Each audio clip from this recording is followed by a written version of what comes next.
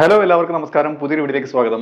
നമുക്കിന്ന് ഈ വീഡിയോയിലൂടെ ഹിഗ്സ് ന്യൂട്രൽ ടെക്നിക്കൽ പ്രോഗ്രസ് എന്താണെന്ന് മനസ്സിലാക്കാം. അതായത് ഓരോ പ്രൊഡക്റ്റ്, ഓരോ ഉൽപ്പന്നം ഉണ്ടാക്കുന്നതിനും ഒരു നിശ്ചിത ക്യാപിറ്റൽ ലേബർ റേഷ്യോ ഉണ്ട് അല്ലേ. അപ്പം ഈ റേഷ്യോ കോൺസ്റ്റന്റ് ആയിട്ട് നിന്ന് കഴിഞ്ഞാൽ, അപ്പം ഇതിന് ഓരോ പ്രോഗ്രസ്സിനും ഓരോ ഉൽപ്പന്നം ഉണ്ടാക്കുമ്പോഴും ഈ ക്യാപിറ്റൽ ലേബർ റേഷ്യോ കോൺസ്റ്റന്റ് ആയിട്ട് നിൽക്കുന്ന ഒരു അവസ്ഥയാണ് ഇത് കാണിക്കുന്നത്. നമുക്ക് വിശദമായിട്ട് വീഡിയോയിലേക്ക് കിടക്കാം. Hicks neutral technical progress. John Hicks 1932 തൻ്റെ പുസ്തകമായ ദ തിയറി ഓഫ് വേജസിലാണ് ഇത് ആദ്യമായിട്ട് ഇൻട്രൊഡ്യൂസ് ചെയ്തത് കേട്ടോ. The concept of Hicks neutrality was first put forth in 1932 by John Hicks in his book the theory of wages. ഒരു ഉൽപ്പന്നം ഉൽപ്പാദിപ്പിക്കുമ്പോഴത്തേക്ക് അതിൻ്റെ ക്യാപിറ്റൽ ലേബർ റേഷ്യോ, അത് ക്യാപിറ്റലിൻ്റെയും ലേബറിൻ്റെയും ആ ഒരു ബാലൻസ് ചേഞ്ച് ആകാതെ വരുന്നത്, അത് അതുപോലെ നിൽക്കുന്ന ഒരു അവസ്ഥയ്ക്കാണ് ഹിഗ്സ് ന്യൂട്രൽ എന്ന് പറഞ്ഞ ഇൻട്രൊഡക്ഷൻ പറഞ്ഞതുപോലെ a change is considered to be Hicks neutral. എപ്പോഴാണ്? If the change does not affect the balance of labour and capital in the products production function. Okay, ഇനി ഇതിനെപ്പറ്റി ഹിഗ്സ് എന്താണ് പറഞ്ഞിരിക്കുന്നത് നോക്കുക. അക്കോർഡിംഗ് ടു ഹിഗ്സ്, ന്യൂട്രാലിറ്റി എന്ന് പറയുന്നത്, അദ്ദേഹത്തിൻ്റെ അഭിപ്രായത്തിൽ ന്യൂട്രാലിറ്റി എന്ന് പറയുന്നത് is an invention which rises the marginal productivity. മനസ്സിലായില്ലേ? മാർജിനൽ പ്രൊഡക്ടിവിറ്റി വെച്ചാൽ എക്സ്ട്രാ അധികമായിട്ട് ഉണ്ടാക്കുന്ന ഉൽപ്പന്നങ്ങൾ. അപ്പം മാർജിനൽ പ്രൊഡക്ടിവിറ്റി അധികമായിട്ടുണ്ടാകുന്ന മാർജിനൽ പ്രൊഡക്ടിവിറ്റി കൂട്ടുന്ന ഒരു കണ്ടെത്തൽ. ഓക്കെ, ഏതിൻ്റെ? Of labour and capital in the same proportion. അതായത് ലേബറും ക്യാപിറ്റലും സെയിം പ്രൊപ്പോർഷൻ തന്നെ. അപ്പം ജസ്റ്റ് ഒരു ഉദാഹരണം പറഞ്ഞു കഴിഞ്ഞാൽ, ഇപ്പോൾ 10 ലേബറും 2 മെഷീൻസും ഉപയോഗിച്ച് 100 ഉൽപ്പന്നം ഉണ്ടാക്കുകയാണ്. ഓക്കെ, അതിൻ്റെ മാർജിനൽ പ്രൊഡക്ടിവിറ്റി ലേബറോ ക്യാപിറ്റലിൻ്റെയോ എണ്ണം കൂട്ടാതെ തന്നെ അതിൻ്റെ ഉൽപ്പാദനക്ഷമത വർദ്ധിപ്പിക്കുന്ന ആ ഒരു പ്രോസസ്സാണ് ഇവിടെ വരുന്നതെന്നാണ് ഹിഗ്സ് പറയുന്നത്. ഓക്കെ, ഇനി A technical change is neutral if the ratio of marginal product of capital to that of labor remains unchanged at constant capital labor ratio. ഇതിന് ഒരു ഉദാഹരണം പറയുകയാണെന്നുണ്ടെങ്കിൽ, ഇപ്പോൾ ക്യാപിറ്റൽ ലേബർ റേഷ്യോ സെയിം ആണ്. ക്യാപിറ്റലിൻ്റെ ഒരു കോൺട്രിബ്യൂഷൻ എന്ന് പറയുന്നത്, പ്രൊഡക്റ്റിലുള്ള കോൺട്രിബ്യൂഷൻ വെച്ചാൽ 100 ഉൽപ്പന്നവും ലേബറിൻ്റെ കോൺട്രിബ്യൂഷൻ വെച്ചാൽ 50 ഉൽപ്പന്നമാണെന്ന് വയ്ക്കുക. ഓക്കെ, അപ്പോൾ ഈ ഉൽപ്പന്നത്തിൻ്റെ ഈ 100:50 എന്നുള്ള അനുപാതത്തിൽ തന്നെ ഇങ്ങനെ പ്രൊഡ്യൂസ് ചെയ്തുകൊണ്ടിരിക്കുകയാണ്. അപ്പോൾ അതാണ് പറഞ്ഞത്, അറ്റ് കോൺസ്റ്റൻറ്റ് ക്യാപിറ്റൽ ലേബർ റേഷ്യോയിൽ എന്താണ് marginal product of capital to that of labour remains unchanged. മനസ്സിലായില്ലേ? അപ്പം ഈ റേഷ്യോ ലേബറിൻ്റെ കോൺട്രിബ്യൂഷൻ എത്ര, ക്യാപിറ്റലിൻ്റെ കോൺട്രിബ്യൂഷൻ, ഇത് അൺചേഞ്ച്ഡ് ആയിട്ട് നിൽക്കുന്ന ഒരവസ്ഥ, അതാണ് ന്യൂട്രൽ ആയിട്ട് നിൽക്കുന്ന ഒരു പ്രോഗ്രസ് എന്ന് പറയുന്നത്. ഇനി ഹിഗ്സ് പറഞ്ഞിരിക്കുന്ന പ്രൊഡക്ഷൻ ഫംഗ്ഷൻ നോക്കാം. അതായത് Q is equal to A of T F of KL ആണ്.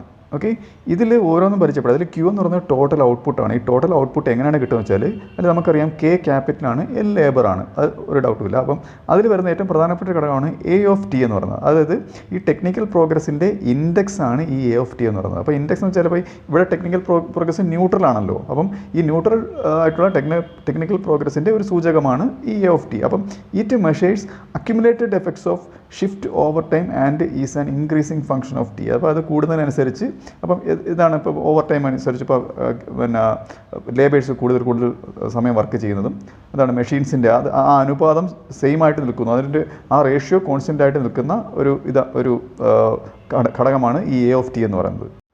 ഇനി ഇദ്ദേഹം 2 ടെക്നിക്കൽ ചേഞ്ച് പറയുന്നുണ്ട്. അതായത് ക്യാപിറ്റൽ സേവിങ് ടെക്നിക്കൽ ചേഞ്ചും ലേബർ സേവിങ് ടെക്നിക്കൽ ചേഞ്ച്. അത് നമുക്ക് ക്യാപിറ്റൽ സേവിങ് ടെക്നിക്കൽ ചേഞ്ച് ആണെന്ന് നോക്കാം. അതിൽ പേര് സൂചിപ്പിക്കുന്നത് പോലെ തന്നെ ലേബറിൻ്റെ പ്രൊഡക്ടിവിറ്റിയാണ് ഇവിടെ കൂടി വരുന്നത്. അതായത് ക്യാപിറ്റലിൻ്റെ പ്രൊഡക്ടിവിറ്റി അങ്ങനെ തന്നെ നിൽക്കുകയാണ്, അത് കോൺസ്റ്റൻ്റ് ആയിട്ട് നിൽക്കുകയാണ്. ഓക്കെ, അപ്പോൾ എങ്ങനെയാണ് വരുന്നത്? A technical change is capital saving if it raises the marginal product of labour. ഞാൻ പറഞ്ഞിട്ട് മാർജിനൽ പ്രൊഡക്റ്റ് ഓഫ് ലേബർ വർദ്ധിക്കുകയും ഏതുമായിട്ട് റിലേറ്റ് ചെയ്ത്, റിലേറ്റീവ്ലി ടു ക്യാപിറ്റലായിട്ട് റിലേറ്റ് ചെയ്തിട്ട് at constant capital labour ratio. മനസ്സിലായില്ലേ? ഈ കോൺസ്റ്റൻറ്റ് ക്യാപിറ്റൽ ലേബർ റേഷ്യോ തന്നെ ആയിരിക്കും.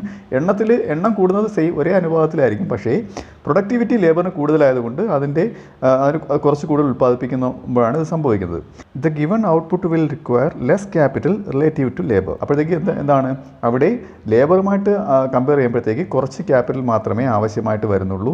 ഇവിടെ ഈ ക്യാപിറ്റൽ സേവിങ് ടെക്നിക്കൽ ചേഞ്ചിൽ കുറച്ച് ക്യാപിറ്റൽ മാത്രം ആവശ്യമായിട്ട് വരുന്നത് എന്തുകൊണ്ടാണ്? ലേബറിൻ്റെ പ്രൊഡക്ടിവിറ്റി കൂടുകയും ഉൽപ്പാദനത്തിൻ്റെ എണ്ണം അതുപോലെ തന്നെ നിലനിൽക്കുകയും ചെയ്തുകൊണ്ട്. അപ്പോഴത്തേക്ക് അതിൻ്റെ ഇക്വേഷൻ ഇങ്ങനെ വരും. ഡെൽറ്റയുടെ സ്മാൾ ലെറ്ററാണ് ഈ കാണിച്ചിരിക്കുന്നത് കേട്ടോ.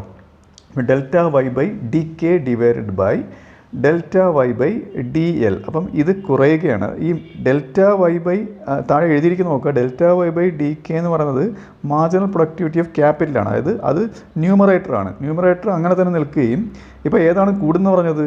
Marginal productivity of labour. അപ്പോഴത്തേക്ക് ഡിനോമിനേറ്റർ കൂടുകയാണ്. അപ്പോൾ ഡിനോമിനേറ്റർ വലുതാകുമ്പോഴത്തേക്ക് ഇത് ചെറുതാവും. എന്താണ് ഈ റേഷ്യോ കുറയുന്നു, ഡിക്ലൈൻസ് ആണ് ഈ ഡിക്ലൈൻസ് എന്ന് കാണിച്ചിരിക്കുന്നത് കേട്ടോ. അടുത്തത് labour saving technical change. Labour saving technical change വെച്ചാൽ ഏതായിരിക്കും കൂടുതൽ സേവ് ചെയ്യപ്പെടുന്നത്? ലേബേഴ്സ് സേവ് ചെയ്യപ്പെടുകയും ഏതിൻ്റെ പ്രൊഡക്ടിവിറ്റി വർദ്ധിക്കുകയും ചെയ്യുന്നു?